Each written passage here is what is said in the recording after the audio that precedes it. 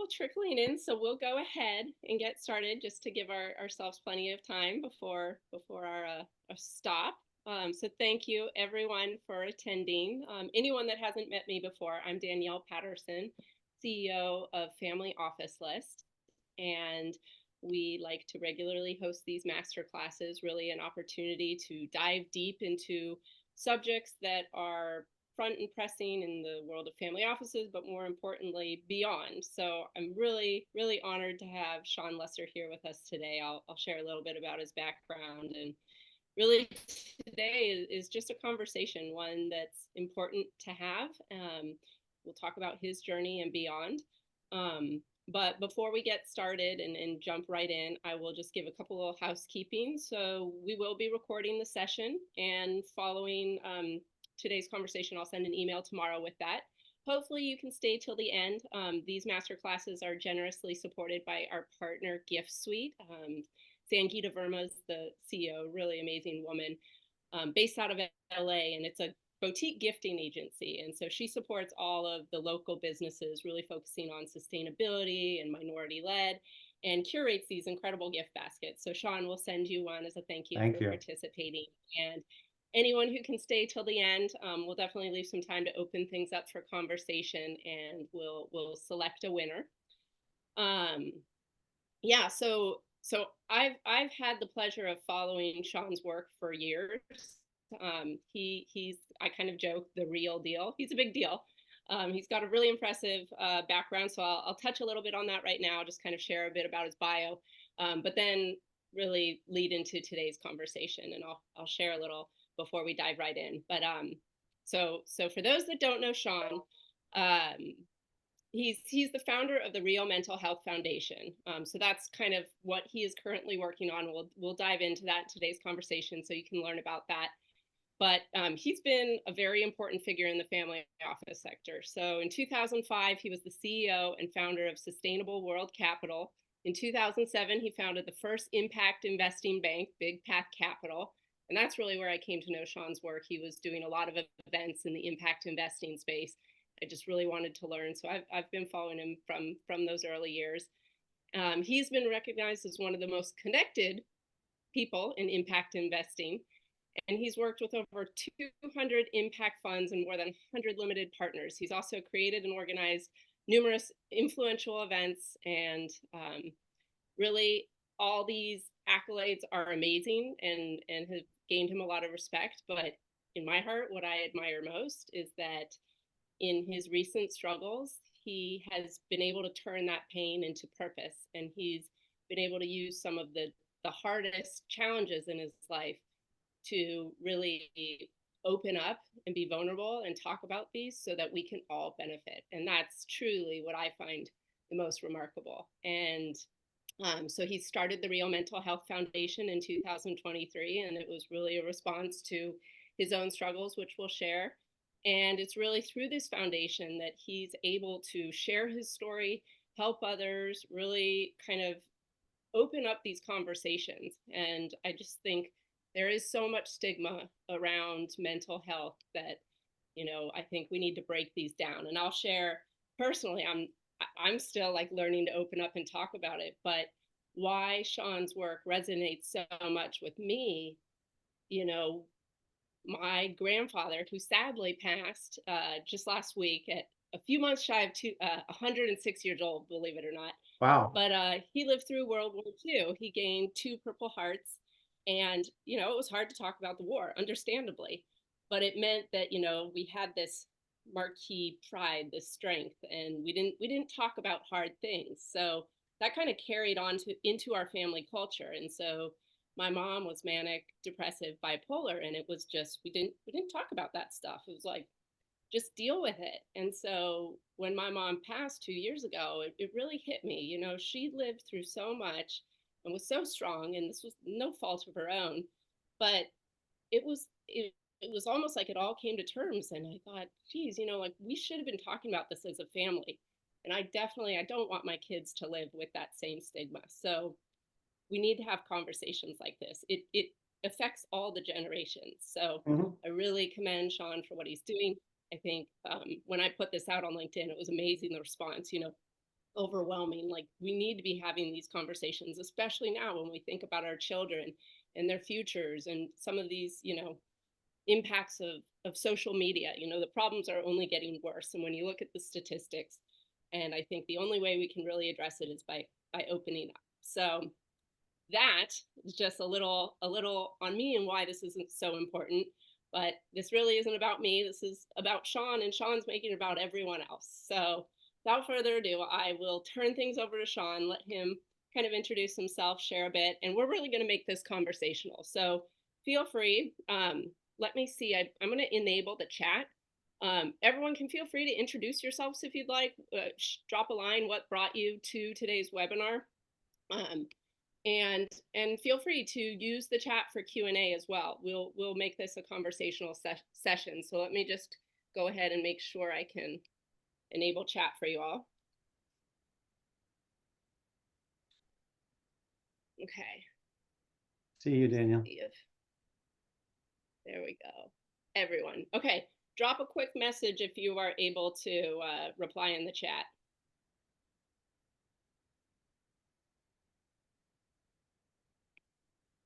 There we go. There's Jessica. Yep. Okay. Awesome. Awesome. Thanks, Jessica. Thanks for letting us know. Cool. So first of all, I'll say thank you, Danielle. And your grandfather was 106. That's incredible. Can you believe that? I've never heard anyone being 106. Got longevity. Wow, this is incredible. 3 months shy. Oh, I'll give it to him. I'll give it to him. 105 is just as good as 106 for sure. And I think that was an incredible introduction. I don't know if I can live up to it, but I've also been a fan of yours. Also spoke with your husband. It was wonderful chatting with him, and you're doing incredible work within the family office space. And it's definitely needed. And it's also incredible how big family office space is just getting bigger and bigger, right? So maybe I start with kind of two things. One, a little bit more on just my resume. That'll be the first thing. You went through it a little bit, but I'll just give a little bit more color. And then a little bit on the story and what we're doing. So a little bit more on the resume. So I was born in Brooklyn, grew up Long Island, went to Syracuse University. And then after I graduated, I did 15 years, I did international institutional equity sales. So what that means in English is I used to sell stocks to banks overseas. Yeah, I did that in New York City. Then I got recruited to work for a firm called Morgan Keegan, which I moved from New York City to Memphis, Tennessee. And people kind of look at you funny when you move from New York to Memphis. That firm changed into Raymond James now. And then in 2007, with a partner, we started the first impact investing investment bank called Big Path Capital. So what did we do there? Yeah, really 4 pieces to the puzzle. One, we were an investment bank for impact and sustainable companies, growth companies, M&A, sell side, all the rates, all those different things. Secondly, we were placement agents for impact and sustainable private equity funds. That was the side that I covered, that I handled, worked with over 200 impact funds, more than anybody else in the world. Then, like you said, we put on different investor convenings. So over the years, we put on about 60 or so convenings, mostly US, some in Europe. And then, yeah, we had an online investor portal. We had about 1,000 LPs and 10 GPs at any one time. And a lot of the people that we spoke with, dealt with, were family offices, multifamily offices, foundations, institutional investors, etc. So that's the resume. Danielle, before I get into the story, I don't know if you had any questions. I do. Please. All right. So at this young age, I mean, very impressive. You started your career selling stocks overseas. Like, how did you get into it? Did you just know at a young age that, this world of investments was in your path? Did your father, work in that line of work? How did you fall into it? Glad you're asking me, because I got a good story. So no, I had no clue whatsoever. So actually, when I was in college, I was painfully shy, and a good friend of mine, his father recommended I go take a Dale Carnegie class. This will all come together at the end. So when I was in Syracuse, Dale Carnegie, How to Win Friends and Influence People, also on public speaking. So I took that class at Syracuse, and then when I graduated and I moved to New York City, I became like a teacher's assistant in in the class. And I was 20 something, but as the assistant, I would have I'd be assisting these older executives, 40 and 50-year-old women and guys. So, I would call them and say, I'm checking on your homework. What'd you do? How's your speech? So that was an incredible way to network. So one of the guys I was his assistant. His name was Brian Greenstein, and when I was looking for a job, I spoke to Brian. But Brian, it ended up a couple of months later. He said, Shawn, one of the people here is looking for a new assistant. And basically, the assistant was to assist one of the other salesmen that worked with clients overseas. So that's how I got into the mix. Amazing. I mean, amazing the way it just kind of snowballed. Yeah, Kind of there was right no place, right time. there was no plan. There was no plan. Yeah. So when you brought up that you're painfully shy, I mean, you're going around, you are presenting, you are out there, you're a public figure. At what Sure. point in your career did you kind of overcome that shyness, or would you still say you're shy? This is a good question. So I always knew that I was shy, and then I'd always kind of push against it. Dale Carnegie was a big thing to get out there and speak. I also did another thing that I did was stand-up comedy for about 7 years. It was around this. It was kind of the same idea. Like Okay. I want something to push myself, and that was Yeah. really incredible training for public speaking, Yeah. because when you're a comedian, it's very painful in the beginning because you stink, right? Oh, And I can then imagine. yes, and everyone stinks when they start. I'm not like, I mean, I was okay, but after a while, you kind of build some mental strength around it, and then eventually it flips, and you're like, oh, I like doing that. That's kind of addicting. Wow. I'm curious, do you know Matt Ballaker? He's a comedian, but he runs a great podcast that you need to be on it. He had Warren and I both on. He's one of those people, he puts you at ease right away, but he Yeah. would be a great No, host I for don't you as know. well. I So don't I'll know. connect the two of you. But yeah. Um, okay, so fast forward to the world of impact investing and working with all these family offices. Now, Hmm. I feel the term impact investing has really only kind of begun to explode in recent years. So you were really ahead of your time. And did you find you were needing to really educate family offices on what impact investing, or were they coming to you because they already had that definition, that drive? You have good questions. That's a good question. So, and this was around 2007. People didn't really talk about impact investing. It was more about sustainable investing, clean tech investing. And then the Rockefellers Even coined the heard of that. term, and that was also with the gin. So in the beginning, it was a little bit like mental health in a certain way with the stigma. In a certain way, there was this Mm. stigma or thought like you couldn't make money and do good.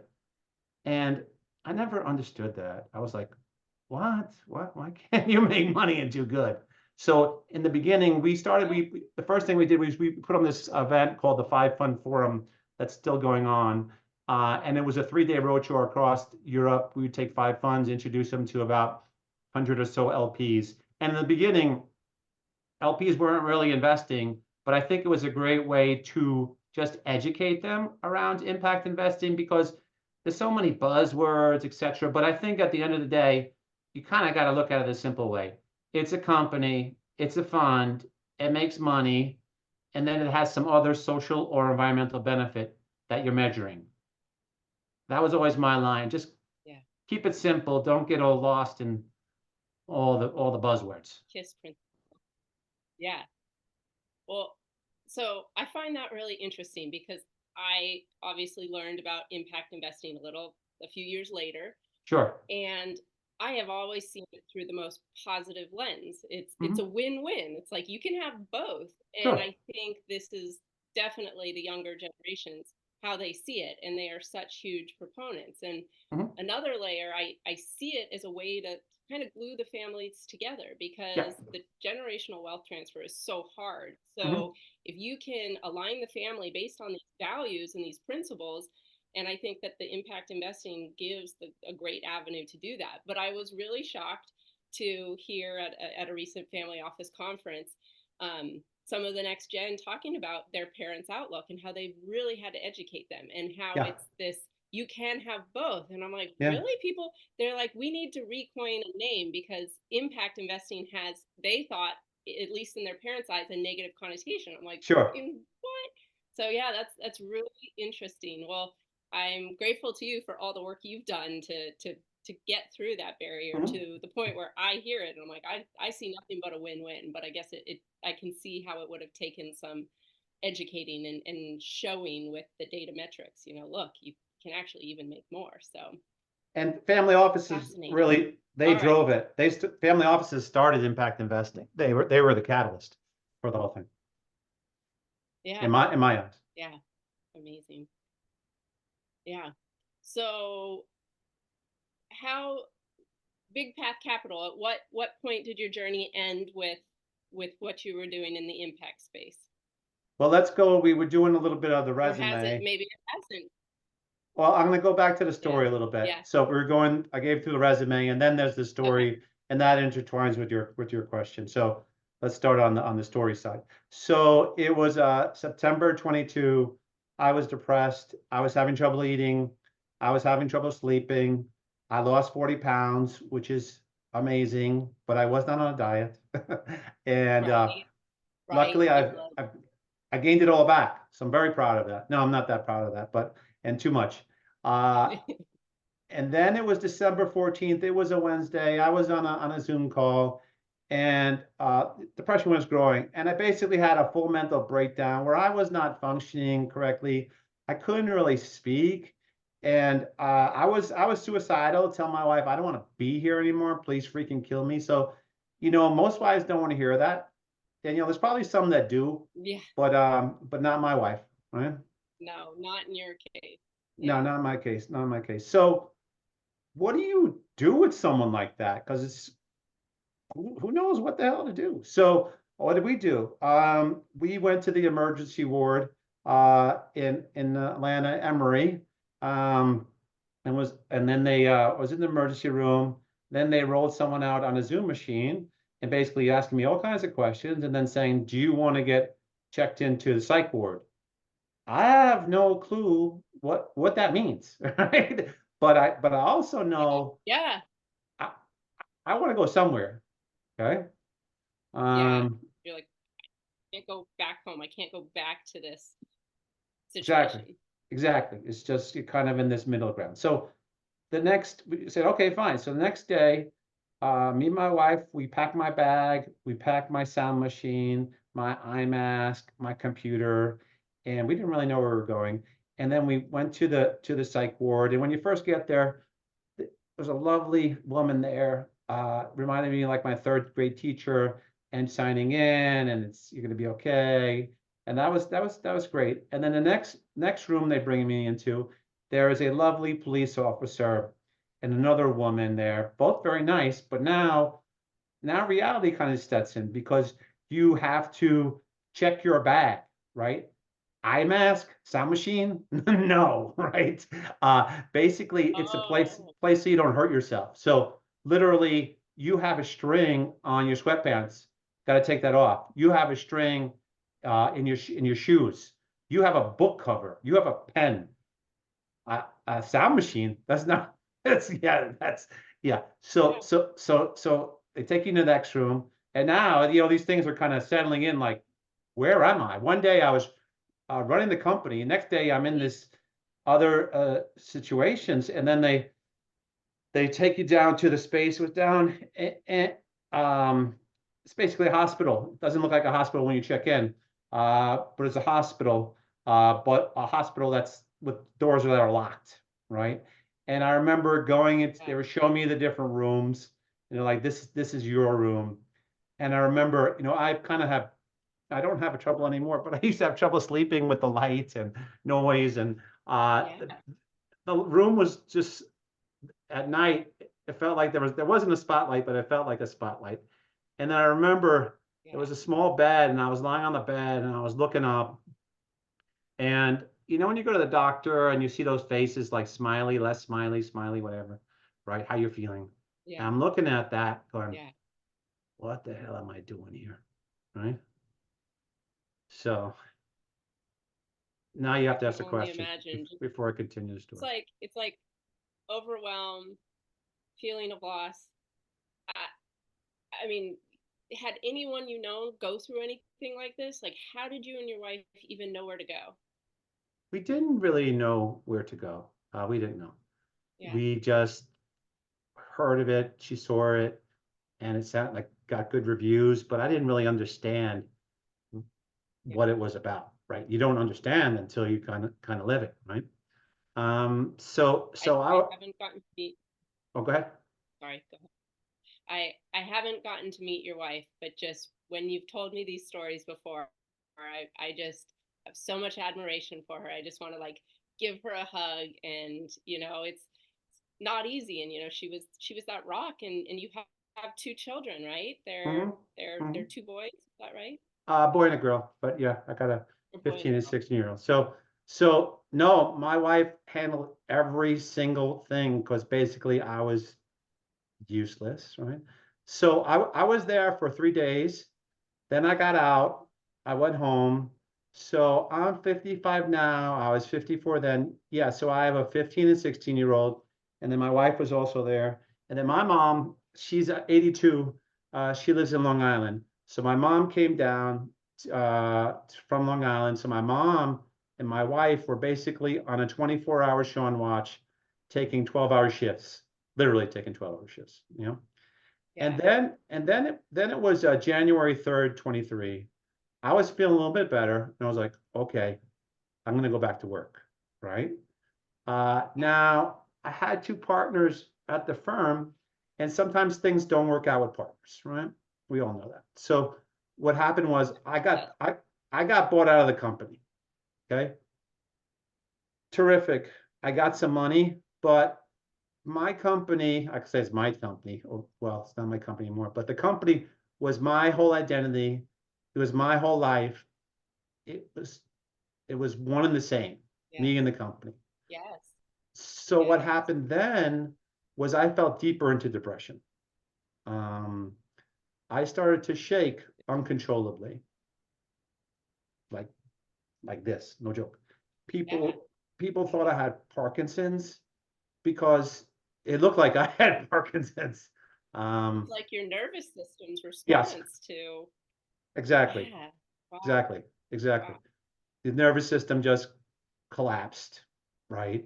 And I mean, we're having a nice conversation, but when I was in that state, I cannot recognize myself. There was no conversations going on. There was no speaking. Just wasn't happening. And then what happened was, and this is also about the foundation, another guy comes into the story, and his name is Brent Hurd. So me and Brent, our kids used to play Little League Baseball, not too far from my house. And we were kind of baseball buddies, hanging out. You hang out with the family, you get excited to see them when you're at the different games. We weren't best buddies, but we were friendly. And then Brent was friendly with my wife. Not too friendly, but he was friendly, right?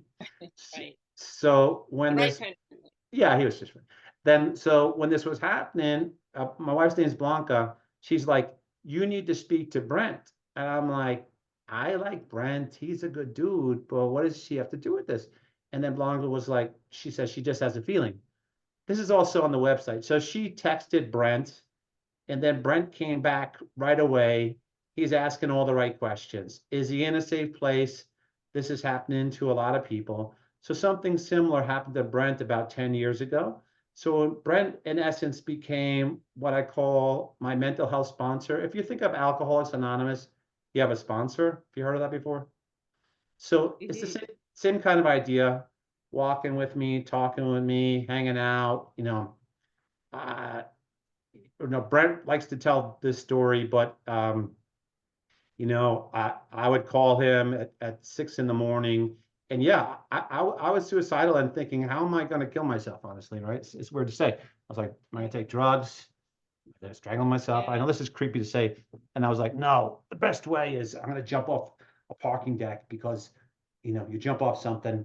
I think it's a surefire thing. So I'd be driving around looking for parking Yeah. decks. And then I would call Brent, we get on the phone, and I would say, and I'd always say to myself in my head when I was in that state, I'd be like, tomorrow, tomorrow. So Brent would always say that. I'd call him in the morning and he'd say, we're just trying to get you to the next hour, because it was kind of like hourly. And it's hard to explain the pain right now because the pain is so intense. It's almost hard to believe right now, but yeah. Well, you're amazing. My grandfather did not want to talk about the war. It was like, because you have to relive that. Like, I am just so grateful to you that you're able to revisit these incredibly difficult. I can't even imagine. Like, when you talk about this today, do you still feel that pain, or have you No, I don't feel given good. yourself enough Plus, plus, distance? plus, let's take a little rewind, because what I went through, a lot of people go through. It's not unusual, right? So I can tell you also, I've spoken to, since starting the Real, etc., about 500 people, and this whole mental health thing is never 1 degree away from anybody. It's always half a degree or 0 degrees away from everybody. And I was at a 10. That's a bad place. But Yeah. everybody, yeah, is Right. is somewhere Right. at a 2, a 4, a 6 at some time in their life, right? Yeah. So I don't think the story is so unusual, and I don't feel the pain talking about it, because it's almost talking about another person that I I that bet. I a mean, it different was like guy. outer body. You couldn't control, like you said, it was almost like your nervous system was taking over and creating this. Yeah. Your wife's intuition and knowing to connect you with Brent. I didn't know that he went through his own experience previously, and that routine of having someone. I know, like, my husband really misses, since moving from Fort Mill. He One thing he really misses, he's like, it was like my morning therapy. He'd go running with his buddies, and Yeah. they would just talk about life. But having that safe space, where you can just talk about whatever it is that's on your mind. And we don't allow ourselves, time or safe space to do that. So that's amazing that Brent could be that person for you. Well, I also think people, and myself too, I was just like, everybody's good. I'm some type of freak, right? Everyone else, what's going on with me? What's wrong with me? Right? But through talking to people and learning, it's Yeah. kind of the exact opposite. That it Yes. doesn't matter who you are. There's rich, poor, green, white, purple, wherever you live in the world, it doesn't discriminate, right? So Oh. I definitely learned that. So a little more of the story. So I did that with Brent for a while, and then I went away to 2 treatment centers. I went to one in Weimar, California, which is outside of what was it? Sacramento, California. And then I went to another one in Hollywood, Florida. And I was gone for about 70 days. And this conversation is also about community. So I want to talk a little bit about community in the treatment center. So I have a little story. So the second place that I went to in Florida, when you go online and you see a hotel that you're going to go to or somewhere else and the pictures look really good, right? But when you get Yeah. there, Oh, yeah. it's a little bit different. You're like, wait, what? There's some Photoshop here. Yeah. Yeah. Yes. So No. again, my wife was doing everything. She had found this place in Hollywood, Florida. I've been to Hollywood, Florida. It's like a nice place, right?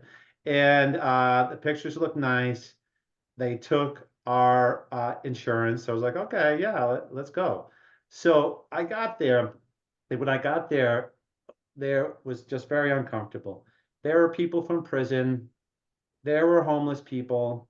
People were asking me, what's your DOC? DOC, I didn't really know what that meant. Is your drug of choice?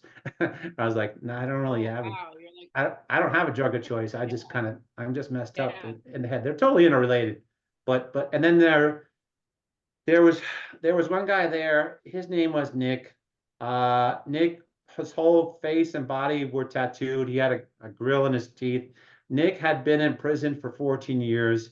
He had been in solitary confinement for 2 years. When I met Nick, I was terrified of the guy. But you can kind of guess what happened. Nick became like my best friend. Nick became like Brent. He became a mental health sponsor for me, hanging out with him. He's helping me, working through things. Just, and then there was another guy. His name was Angel. Angel, great guy. He's from Florida, walking, talking, hanging out. Angel, what do you do? Angels, he's a homeless guy. He tells me, Shawn, I can tell you how to steal a sandwich from Walgreens. They're not going to chase you. So it was just, and I obviously haven't been hanging out with these people regularly, but it's no difference between me, right? We look at people differently, but in essence, it's the same. And in this treatment center, it was a diverse group of people, right?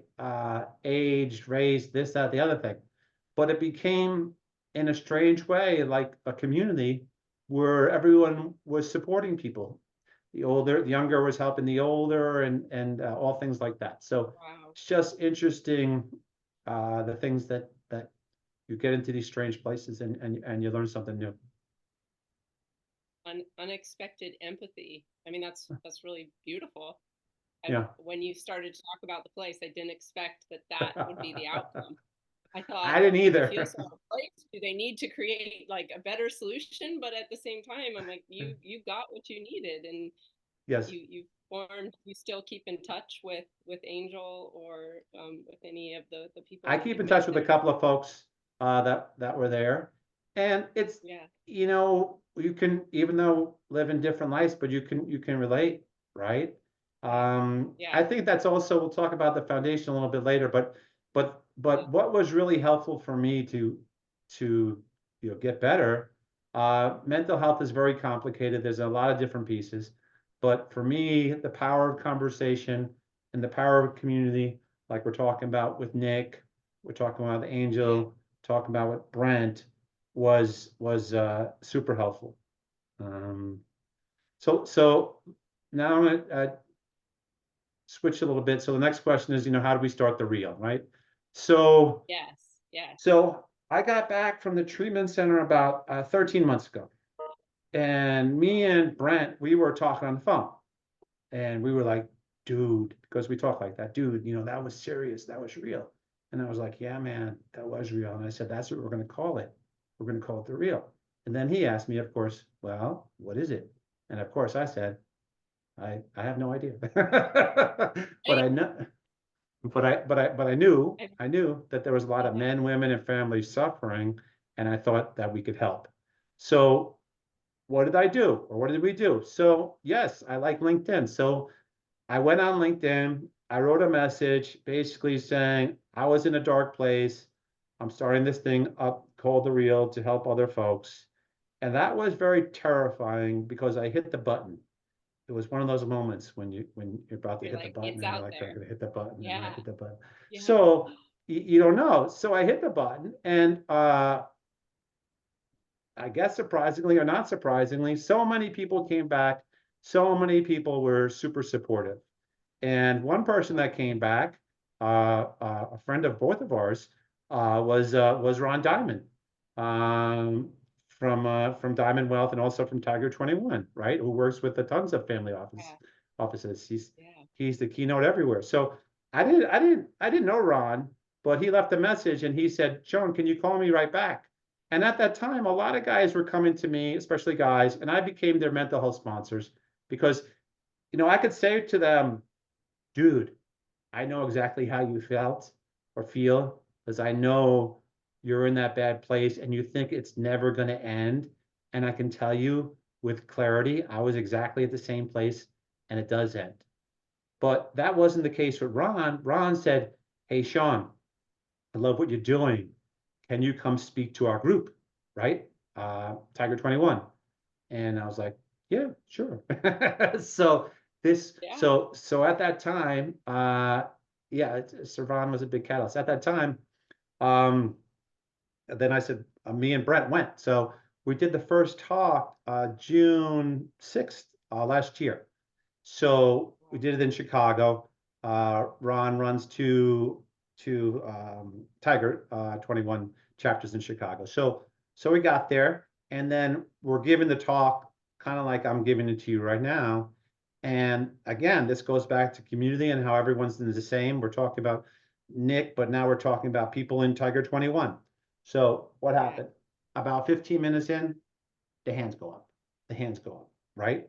And it was supposed to go for an hour, went for half an hour because people had a lot of questions, what's going on with themselves, with their family members, with their friends, society, all these different things. And then we were done, Ron was like, that was great. And, you guys were great speakers. And I said, yeah, we are. No, I said, no, it just resonates kind of with everyone because everyone can relate. So the next thing, happened was I like a good roadshow from investment banking. Yeah. So that's when we started on the roadshow, where we're like, all right, we're going to take this bad boy on the road. So it started last summer, giving the talks. We were in, lots of family offices. We were in Nantucket. We were in Greenwich, Connecticut. We were in Martha's Vineyard, and it's continued. So every 2 or 3 weeks, I'm going to a different city and telling the story. It's amazing your journey because, from impact investing to now mental health, like health is your biggest wealth, and like investing in your well-being and like all those skills that you spent years perfecting, you've just carried over. Because I was like, it was only 13 months ago. Like, look at everything you've done in such a short window. And I think I do think you are a great speaker. But I also think it's the absence of other people really talking about this. I think everyone's just like, you're being a leader in the space, and you're obviously so authentic. You're just sharing what has happened with you and letting people know they're not alone. Yeah, it's nothing special. And it's funny. It is through my lens. That's nice. It really is special. But I guess you're just I'm just telling the story. I'm just it. It's the real, exactly. Wow. Right. All right, telling you the real story. Yeah. So let me tell you a little bit about. I don't know if you want to get some questions in. If anyone had questions, feel free, guys, drop questions. But I personally, and I'm sure everyone here really, really wants to hear about, what you're doing at the Real Mental Health Foundation and kind of the resources. So you go, and I'll be watching if questions come through. Sure. So there's really two sides to it now. There's the for-profit and non-for-profit, right? So let's talk about the foundation. So the foundation is based on 3 C's. Goes conversations, goes to community, goes to change. So let's just rewind a second, just a little explanation. I was saying this before, but mental health's complicated. There's a lot of pieces. These are just 2 pieces that was super helpful for me, and I think we can recreate, but all the different pieces are important. So the first C is conversation. So the talk that I'm giving now, and the talk I've been giving around the country, also did it in Davos, is called the Real Talk, right? So what happens when you give the talk? Hopefully it breaks down the stigma. Hopefully people feel like they're not so alone and they can relate to these different things, right? And that's terrific. I'm going to continue to tell the story. One dude telling his story is wonderful, but how about 10? How about 100? How about 1,000? All makes them models, because this is not just a finance story, right? And then think of that similar to a TED Talk, where it has a certain look and it has a certain feel, right? So that's coming down the pike. And then the second piece conversations goes to community.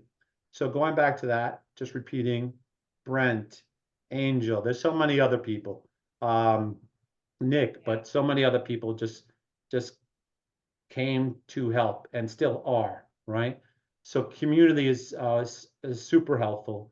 and you don't have to take any drugs for community or do anything, right? So we have an app, but this is not a technology play. It's still getting tweaked. It's not really doing the things that we wanted to do yet, but here's the plan. 4 pieces. One, give people a safe place where they can talk about these things and not feel like they're judged, right? 2, Brent was my mental health sponsor. Find a mental health sponsor, be a mental health sponsor. 3, let's rewind. Remember, I was talking about I went to the psych ward because I didn't know where the hell to go. But who do you speak to? What do you do? Where do you go? Right? It's super complicated. What the hell? Yeah. But to have peers that you could talk to would have been super helpful, right? So people talk to me when they're in that situation. I can tell them, go here, go there, and I don't have any axe to grind. I'm not making any money off of it. I'm just trying to give them advice, right? And then people also they are interested in different modalities, from yoga to mindfulness to meditation to psychedelics. But it's the same question: where do you learn about these things? Not get sold stuff. Again, selling things is not bad. I'm a sales guy, but it's nice to hear from people, you know. And then 4th is we do some other things in person. We do this thing called the Real Walk. So we've been doing the walk now. What is the walk? So every Thursday morning in Atlanta, and now expanding to other cities. Basically, guys get together and we walk around a park, right? Why? Why? Right? Yeah, no, it's like my husband running in the morning. Like your husband, like your husband, right? You get a good exercise. There's isolation in the world. There's loneliness. You get out to speak to other people.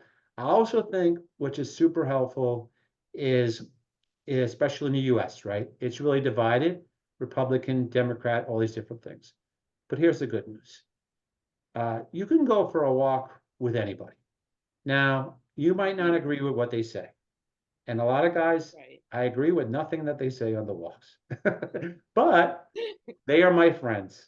So it doesn't matter because we disagree about something. So it goes, conversations goes to community, and then the big C is change. So think of change internally through the conversation and through the community. Wow.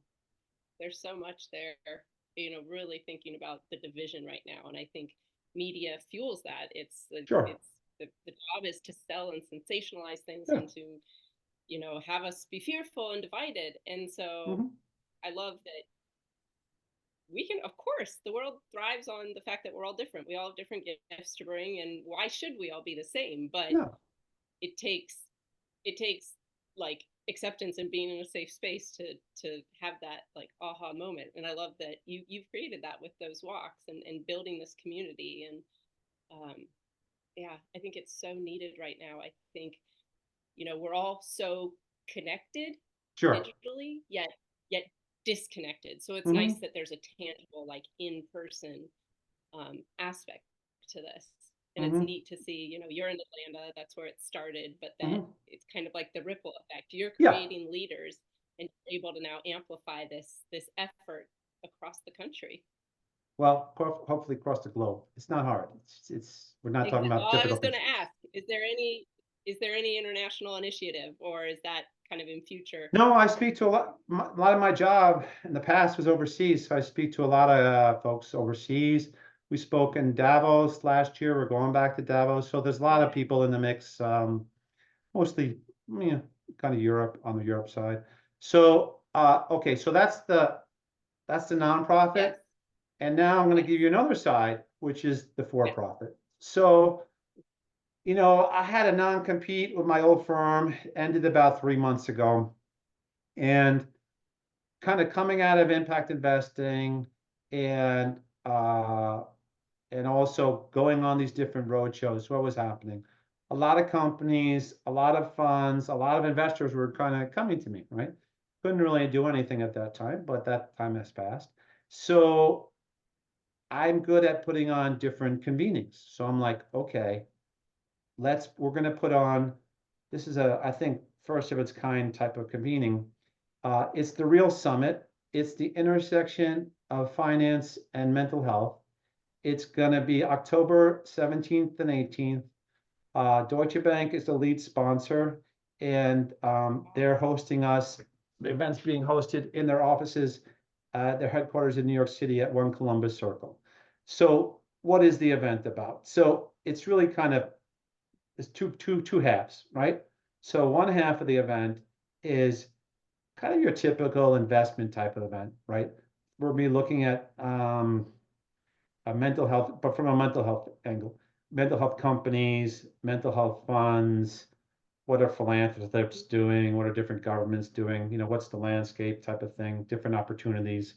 That's one side, one half. Right. And then the other half is also kind of what helped me, right, as a human, where it's about the person themselves, things like psychological safety. How do you get better? How do you deal with your teenagers or kids? How do you lead, consciously with other, with mental health in mind, being a good leader? So hopefully after the 2 days, what happens? One, sure, hopefully we're going to help to build out the mental health ecosystem and bring more investors to the table, right? So expand the universe, similar to what we did in impact investing.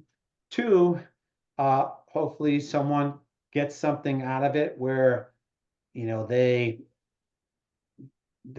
helps them or me or you, and then it helps their family, their friends, coworkers, all those different things. And then finally, I think it also ties back to the foundation, because the idea there is that want to build community, that this isn't just one and done, right?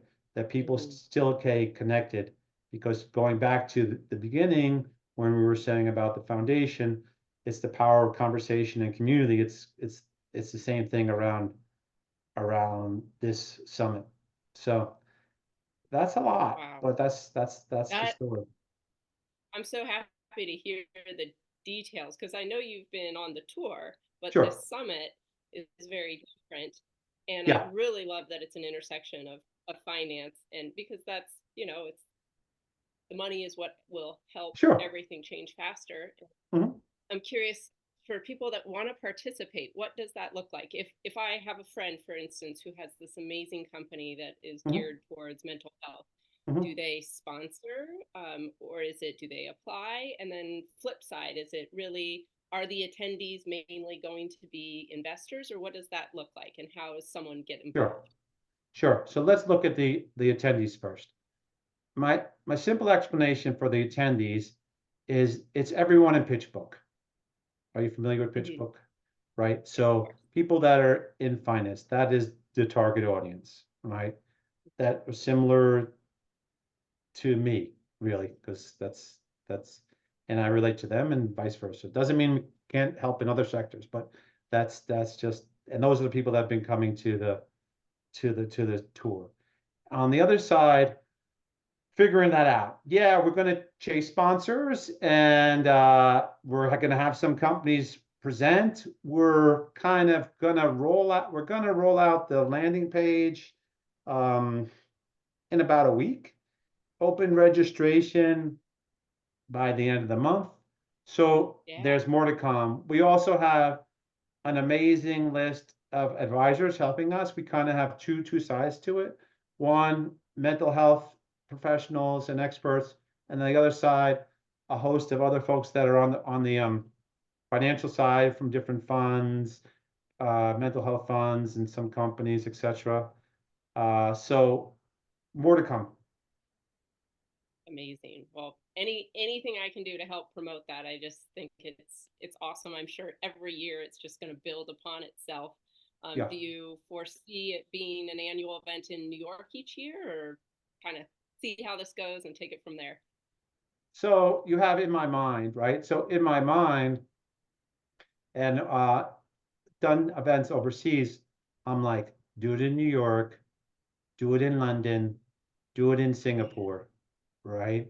We'll see if that happens. But in my mind, you have different regions of the world, and I don't think it's a big stretch to do those different places. No, but I'm sure you can find some pretty remarkable venues in the future, just inspiring spaces that maybe get people Mhm. out of their everyday environment. How cool. Mhm.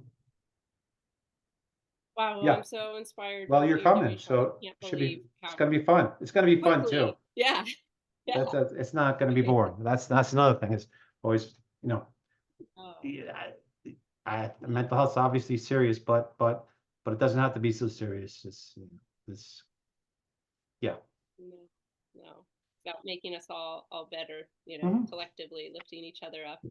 I'm inspired, I just want the world, my children to grow up and to be one where we can just speak openly and help each other out on those hard periods in life. And I think Sure. the way we show up and support each other, it's, there's going to be challenges in life. There's going to be low, but you almost need those to show the beauty in the support in the community that kind of comes out of the woodworks, and what good can be done to offset a lot of the hardships out there. So No doubt. And on that note, sometimes I think in my mind uh, that when I was in it, that was the worst thing that ever happened to me in my life, bar none. It was yeah, horrible. yeah, But was it the best thing that ever happened?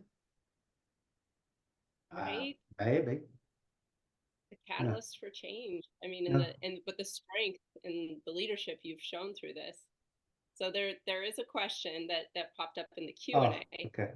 and yeah, this makes me think too. I'll speak to it after I read the question. But Mercy says, I had a client have the same emotional and mental breakdown, especially given the potential sale of her business. We Mhm. eventually called off the sale. From your experience, what would you advise clients and families to do in this circumstance? This is a good question. Uh, I think I can't say there's one thing to say, right? But I can just say from myself, I think what I learned is you have to realize that you're more than just where you work or your job, because we all fall into that. I mean, not all of us, but so many people fall into that's our identity. And it doesn't matter if you're a finance guy, police officer, an accountant, you're working and then you're not working, you're retired, you're an athlete. It's across the board. It's hard to do, but kind of realize that you're more than just your job. But yeah, it's hard Yeah, because what's the first thing people ask you? They say, what do you do for a living? It's normal. That's a normal question.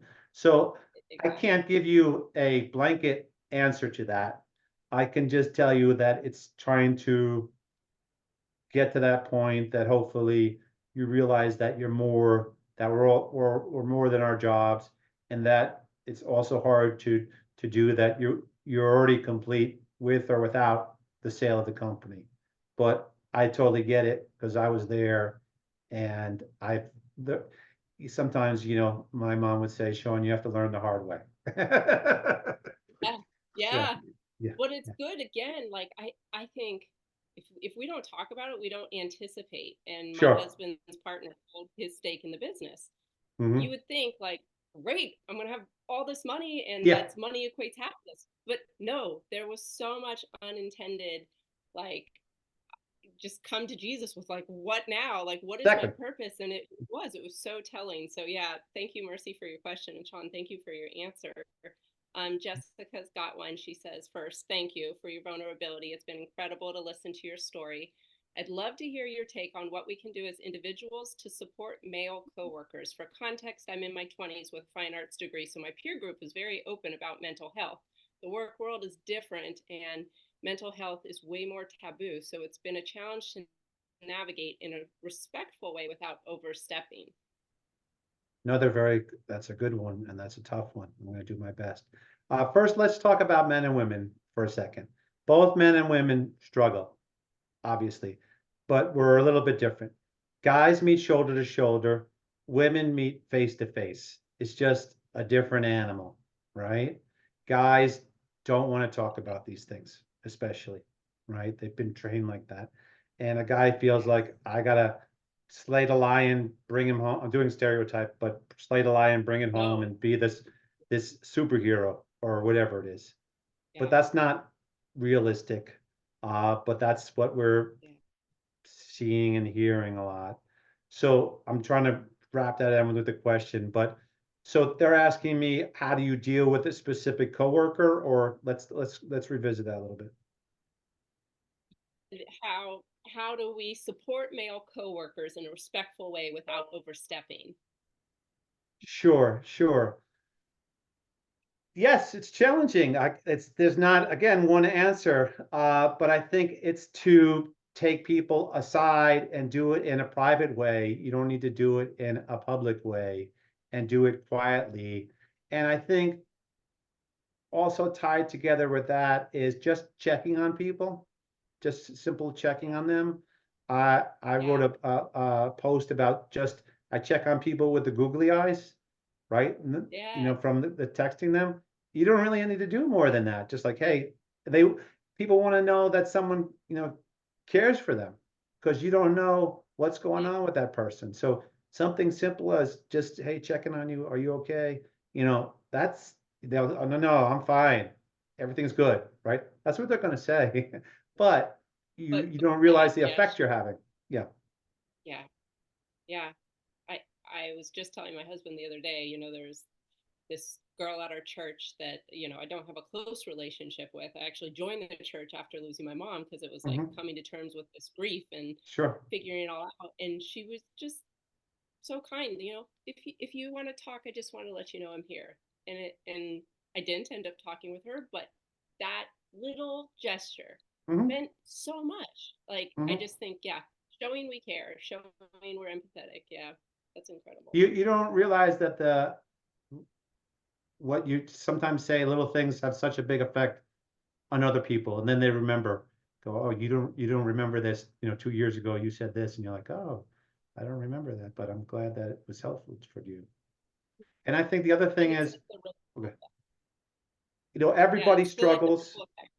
everybody Yeah. struggles, and sometimes you're the strugglee, and sometimes you're the struggler. I don't know if that's a word, but um, and we need each other, right? It doesn't discriminate. Yeah. No, So that's the powerful thing about conversation and community. And this is not a fad. It's not gonna go away. no. If anything, I see, with all the social media and these pressures and the fast pace of life, it's becoming more of an issue. But I think, yeah, I Well, admire the solutions that you're creating, Shawn, and I, that, you know, I'll you're I'll making a end on positive that too. change. I'll end on what you're saying. For me, I always say, did I have to change my whole life? No. Just kind of trying to look through life with a little bit of a different glasses. Just look at things a little bit differently. That's all. That you're yeah, that you're already enough. You're more than your thoughts, right? You get lost in how many thoughts we have.